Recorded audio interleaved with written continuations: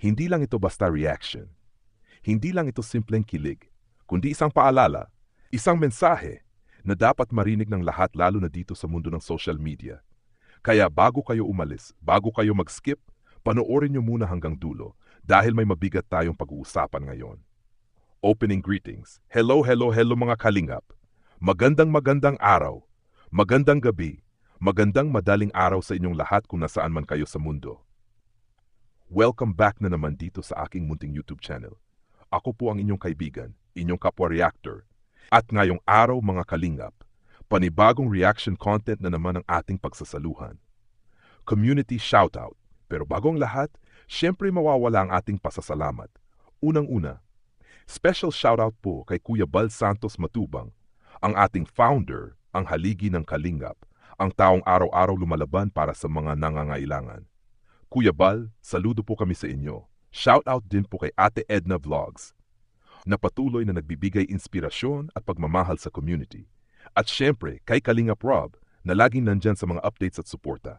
Shoutout din sa lahat ng ambassadors, deputies, scouts, landing pad members, at sa lahat ng kapwa-reactors natin dyan na walang sawang nakikiisa sa bawat proyekto. At higit sa lahat, sa ating mga OFW sponsors.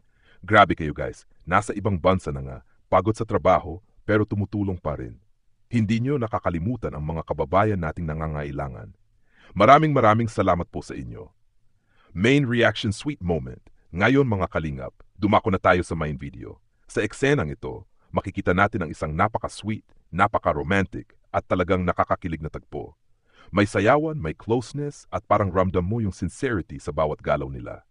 Mga kalingap, hindi ko alam ha, pero habang pinapanood ko, parang ang dating may kasalan vibes.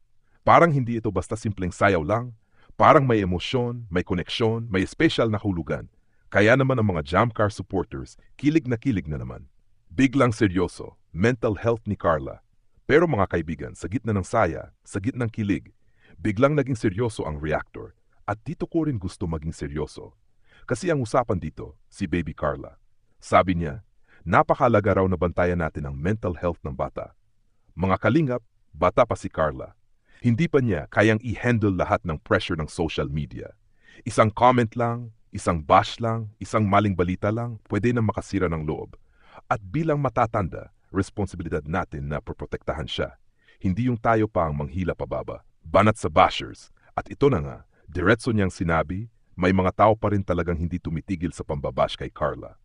Guys, tanong ko lang, ano bang kasalanan ng bata? Bakit niyo pinupuntirya? Bakit niyo binibigyan ng stress? Kung hindi kayo masaya, manahimik na lang sana. Hindi yung maninira pa kayo ng inosente. At ang mas masakit, kunwari supporter, kunwari mahal si Carla. Pero sila rin ang nagpapakalat ng negativity. Mga kalingap, hindi yan tunay na pagmamahal. Ang tunay na supporter, nagpapalakas. Hindi naninira. Huwag gawing kompetisyon. At syempre nadawit din si Jomar. Sabi ng reactor, hindi lang si Carla ang naapektuhan. Pati si Jomar. Kasi malinaw naman, may pagmamalasakit, may affection, may special na ugnayan sa kanila. Kaya huwag natin gawing kompetisyon ito. Hindi ito laban kung sino ang mas mahal. Hindi ito contest kung sino ang mas sikat. Hindi ito dahilan para mag-away-away ang community. Ang mahalaga, masaya sila at healthy ang paligid nila. Sponsors tunay na suporta, napag-usapan din ng sponsors. Sabi niya, ang sponsors daw ay tunay na mabubuting tao. Kahit maraming pagsubok, kahit maraming issue, patuloy pa rin ang suporta kay Baby Carla. May sponsors daw na tahimik lang, hindi nagpapapansin, hindi lagi nasa camera, pero ramdam ang tunay na tulong. At guys, ganun naman talaga ang totoong malasakit, hindi kailangan ipagmalaki. Ang mahalaga, totoo. At si Carla ang pangunahing benepisyaryo. Stop fake news, unity. Nagpaalala rin siya, huwag basta maniwala sa fake news, huwag maging mapanira, huwag maging harsh. Mas piliin natin ang respeto. Mas piliin natin ang katotohanan. Mas piliin natin ang pagkakaisa.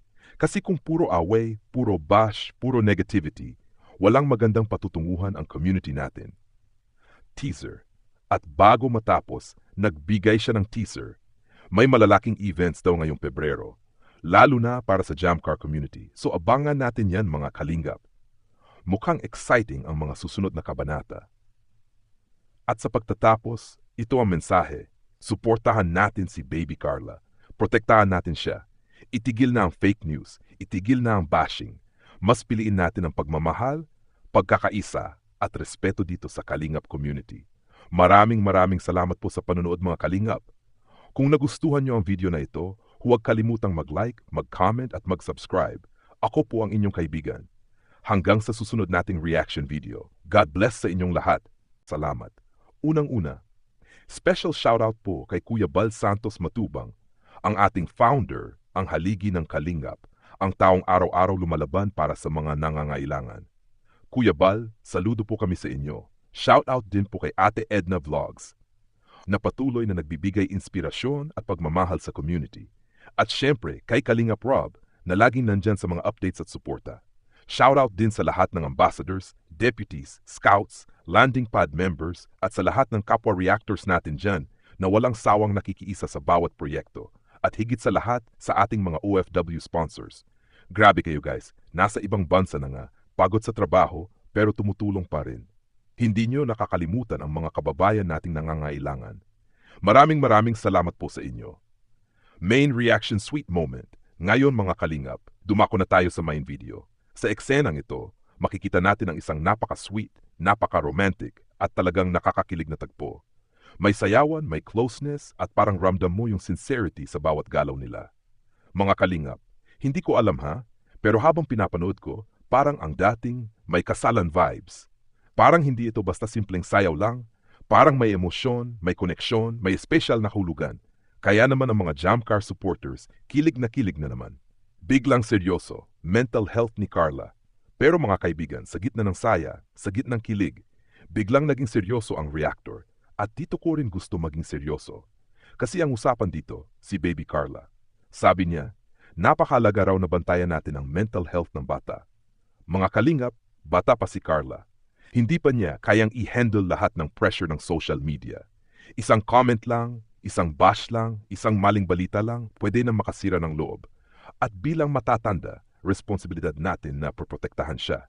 Hindi yung tayo pa ang manghila pababa. Banat sa bashers. At ito na nga, diretso niyang sinabi, may mga tao pa rin talagang hindi tumitigil sa pambabash kay Carla. Guys, tanong ko lang, ano bang kasalanan ng bata? Bakit niyo pinupuntirya? Bakit niyo binibigyan ng stress? Kung hindi kayo masaya, manahimik na lang sana. Hindi yung maninira pa kayo ng inosente. At ang mas masakit, kunwari supporter, kunwari mahal si Carla. Pero sila rin ang nagpapakalat ng negativity. Mga Kalingap, hindi yan tunay na pagmamahal. Ang tunay na supporter, nagpapalakas. Hindi naninira. Huwag gawing kompetisyon. At syempre nadawit din si Jomar. Sabi ng reactor, hindi lang si Carla ang naapektuhan. Pati si Jomar. Kasi malinaw naman, may pagmamalasakit, may affection, may special na ugnayan sa kanila.